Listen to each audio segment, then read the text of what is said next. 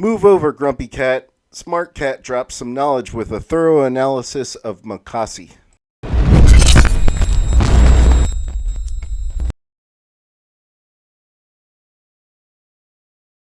Yeah, so I did a report on DYOR report on Mocossi. So is this, kind of play to earn this kind of pet game? Basically you take care of the pet and you get rewarded, and yeah, it's kind of like the I forgot what the name was. This cat game long time ago, right? From way back when, where it got, is it Tamagotchi or something, right? So I can't remember the name, but anyway, similar concept, right? But you do it online. So that's the game, right? And they're gonna try to build on top of it. But the basic idea is, you mint this NFT, which is kind of this cat, right? And then when they launch the game, you're supposed to go on to their website, their platform, and then take care of it. There's other interaction you could do, They're launching other stuff like PvP, so basically have the cats fight with each other. Yeah. So and then they also have like breeding, so you can have like two different cats with various traits. You breed them, and hopefully you get something even rare. So it's it's a I don't want to call it a standard game, but it's not like a new concept, right? Where they're the first one that thought about it. I've seen this game elsewhere, not just on blockchain.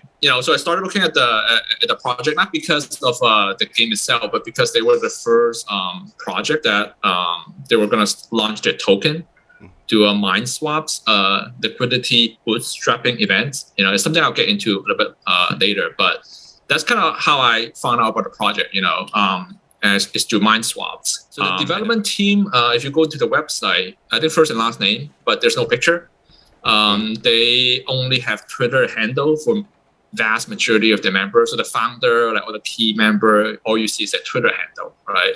So there's no LinkedIn profile or anything. There were I think 2 or 3 members that did have a LinkedIn profile, but they're not like the key member, So it's just like some programmer, programmer is important, right? But not like the CTO, not a CTO or the CMO, and it's always interesting to me where how come your employees willing to put this project on their LinkedIn, right? But why aren't you as a founder, be willing to put it on your LinkedIn? Right? You should be really proud of what you're trying to build, right? Yeah. So it's always it's always a red flag basically whenever they don't put it on their LinkedIn profile, right? So that was a red flag. But then at the same time also you can kind of take a look at, okay, so for a brand new team, brand new project where you haven't heard anything about, not having a fully doxed team is a huge red flag, right? But for a more established team, for a more established project, maybe there's something else we can look at to give the project some credibility, I guess, right? So this project actually launched back in Q4 of 2021. Really? So it's it's been around for a while for Cardano terms, right? 1 year is long, right? So they've actually been around for a while, and they actually launched quite a few NFT collections already. So I think in the report I listed the first one is 10,000 item, which is actually quite a bit, right? 10,000 is a nice small collection, right? And that sold out, right? They sold out really quickly back then, and they launched subsequent collections, smaller, but they have like 3 or 4 if you go onto a JPEG store, right?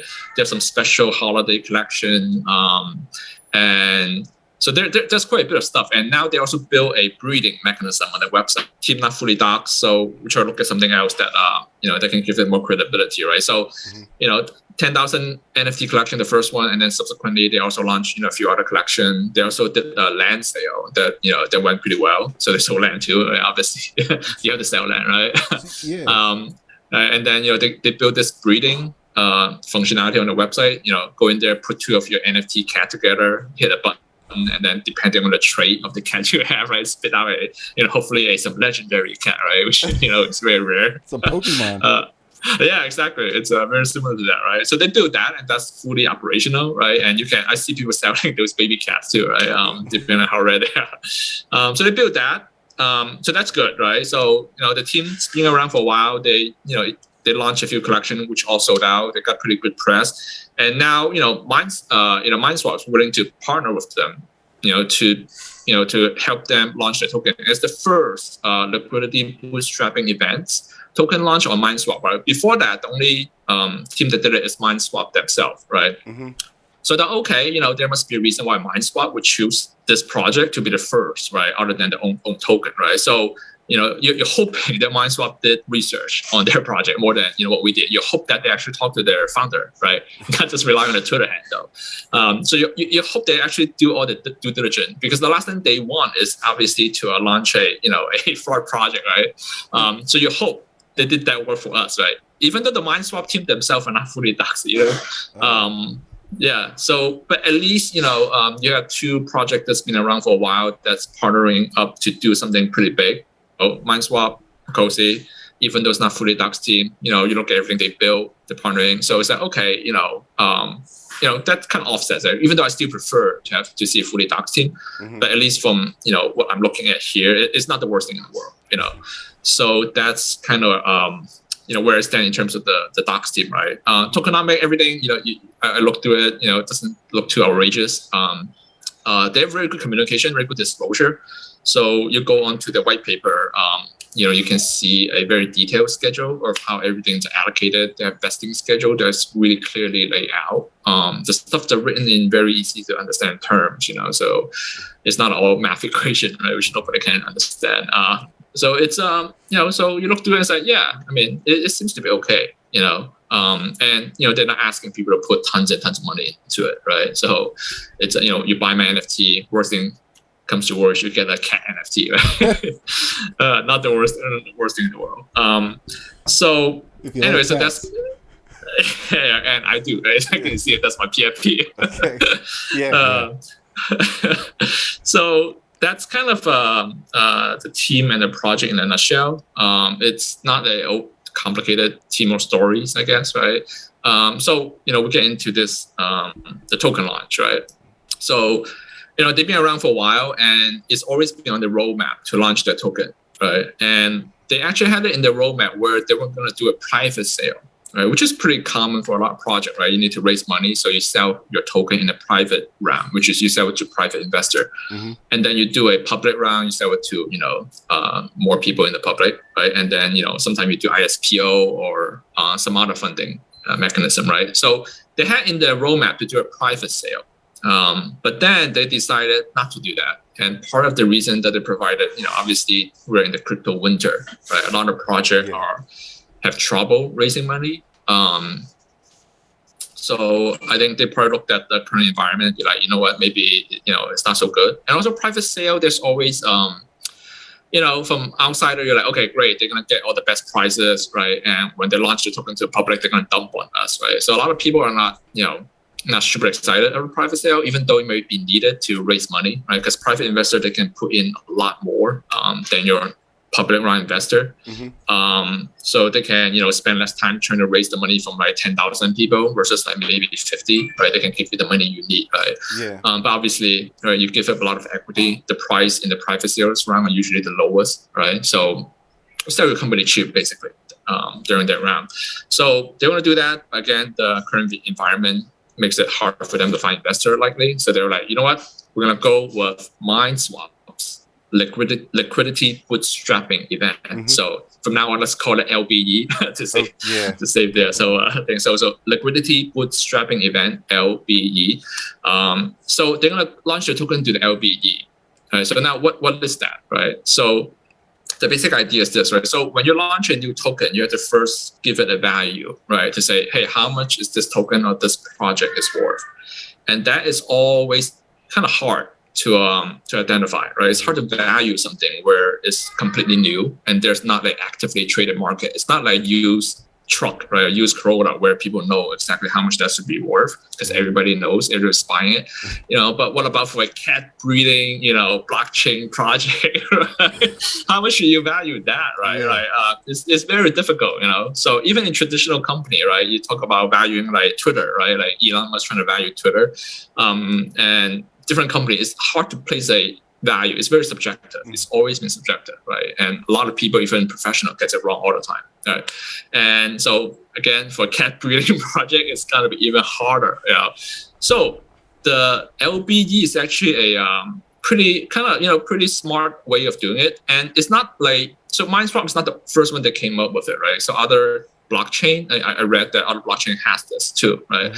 So the way LBE work is instead of having the project identify a value or hire someone else to identify a value, they're gonna let the community decide what the value is. And the mechanism to do it is actually really simple, right? So first, Mocossi puts in a basket of coins. So in this case, they put in 20 million of their tokens, which I think it's 2%. I think they're 1 billion total is their supply cap. So they put in 20 million into a pool. And then for the next 10 days, they're gonna let investor or supporter put in ADA into that pool. So after 10 days, depending on how much ADA is in the pool, that's going to be the value of the token. So for example, there's 20 million Mocossi token. And let's say after 10 days, 10 million tokens is put into the pool. That means the token is worth 0.5 ADA, right? If they put in 10 million in ADA.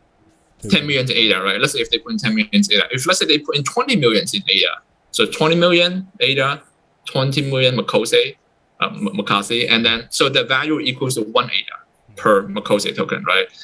But if they only put in 1 million, then it's only 0.05, I think, right? Doing this math here. So it all depends on how people put in, and it's pretty smart, right? Because as an investor, you sit there, you see 20 million there, and from day 1 to day 10, you can see how much people put it in there, right? So let's say day 1, obviously the token amount is going to be low, right? But let's say you see about 1 million into the pool already, right? And you're like, hey, for me, I think that's too much. All right, I don't think Mocossi should be worth 0.05 ADA per token. I don't believe so. So I'm not going to put anything in there. Some other people may, no, I love this cat breeding project. I think it's going to be the next best thing in the world, right? So I'm like, 1 million, that's cheap, right? I'm going to keep putting ADA into it, right? And so at the end of 10 days, you're going to have different people looking at it and making a decision. Okay, how much it should be worth. For people who put in money earlier, right? And let's say at close to the 10-day period, they see, holy smoke, it's 5 million already, right? It's like, that's way too much. Originally I put in money there, not expecting it to go up to 5 million ADA, right? So they can pull money out, right? Because there's this risen to a point where, I don't think it's worth it anymore. So it's a pretty smart way of letting the community decide what the value is. And at the end of the day, you could argue that is what value should be based on, is how much people are willing to buy, right? So, they're going to go through this mechanism and at the end of 10 days and say, hey, this is the value from the Cardano community. Right, so it's a pretty fair way of launching, and this also means like at the end of 10 days, so let's say they put in 1.6 million, right, which is exactly how much the community put in, 1.6 million and change, right? So that equal to a price of like 0.7 something ADA per token, right? So at the end of that day, the 10 day when it's over, the 1.6 million that the people put in, half of that will be used to buy the Mocossi token at that 0.07 something price. So if you put in 100 ADA into that pool, 50 of that ADA will be used to buy the Mocossi token. So you end up after 10 days, 15 in ADA and 50 ADA's worth of the Mocossi token. Right. So now you're an owner, right? Now you're in the pool. Right. So that's kind of how it works. That's the LBE. And then at the end of 10 days, you can decide to pull the 50 ADA and the 50 Mocossi tokens out and let it sit in your wallet, right? Or you can leave the 50 ADA and the 50 Mocossi in there and provide liquidity into that pool, right? So that's kind of the overall idea of what the LBE was and what they're trying to do. Little detail in there, like for example, they don't want you to manipulate the price, right? So I think on the last 2 days, I believe, if you withdraw ADA out, they're gonna charge you a 25% penalty. So they just don't want you to, the big whale to also put money out and kind of tank the price. And then they want to prevent that kind of manipulations. Yeah. So they have this penalty in place for, I think, the last 2 days, right? At the end of 10 days, about 1.6 million ADA in change. So the price was 0.07, whatever, right? So now you would think that, hey, this seems to be a pretty good mechanism to identify kind of the fair value of a newly launched token, right? This should be great, But then what happened with this was, so just 2 or 3 days after the LBE ended, the price was at 0.07 something, right? Just in 2 or 3 days, the value dropped to like 0.5 something. a 20-30% drop in just 2 days. Right? You're like, wait a minute, what happened? Right? It's like, if this thing is so fair, right? It's how we get to the value. What happened? Why did it dump so fast? Right? People who bought just 2 days ago, why did they sell? Right? So and I look into it. So there might be a few reasons. Obviously, nobody knows for sure, right? You can't really know why people are selling, but in order to incentivize people to put ADA into the pool, so Mocossi, announced a few incentives, right? So they say, hey, if you put ADA into the pool, I'm gonna let you earn, a couple of special NFT, a functional NFT, which could increase your yield farming return. A PvP NFT, that cat killing cat NFT, and that NFT is so unique you can buy it. Right? So you have to get it through this LBE, different levels of this PvP NFT you can get, right? Like bronze, silver, gold, and it goes up, right? So the more money you deposit, the high rank of this amazing NFT you'll get, right? And then you enter into drawing, right? You can win lands, the super cat, the super killer cat, and then they can win lands, other NFT, and whatnot. So there's tons of incentive, that they put in place. Now, it's great, right? Because that way you get people into it. But then, it also brings in a certain type of investor, right? People who not necessarily might think, hey, Mocossi should be worth, the 0.07 some ADA, right? Because they just want the NFT. So they put in money into the LBE, and as soon as the LBE is over, they're like, no, I want my ADA back now. I got the functional NFT. I got this, this killer cat, and right. So I into the drawing. I might have won something from the raffle. It's like, hey, no, I'm good. So you have some of those people selling, right? Less buying demand compared to selling pressure, right? Wow. So if you think about it, so whoever wanted to buy the tokens already participated in the LBE. Right, you already had a chance, and you get to win all the the prizes and get all these NFTs. So you already would have bought it, right? So basically 2 days after, or even a couple of days later, even a couple of weeks, unless there's some big news coming out from Mocossi, right? If none, then that's it. Everybody already bought. Right? That's a really now, good point. The buying side is it's very limited now. Now let's look at the selling side, right? So you have the people who already earned the incentive NFT. So those guys are, some of them are already sold, right? Mm-hmm. Now, what else? What other selling pressures are there, right? So so a lot of people can yield farm, right? So they left the token in the 50 ADA, the 50 Mocossi, so from example from before. So people, a lot of people left them in the pool because you earn return, right? And the rewards are usually, the same token, right? They reward you the same token, the Mocossi, and also MineSwap will give you some of their token. Yeah.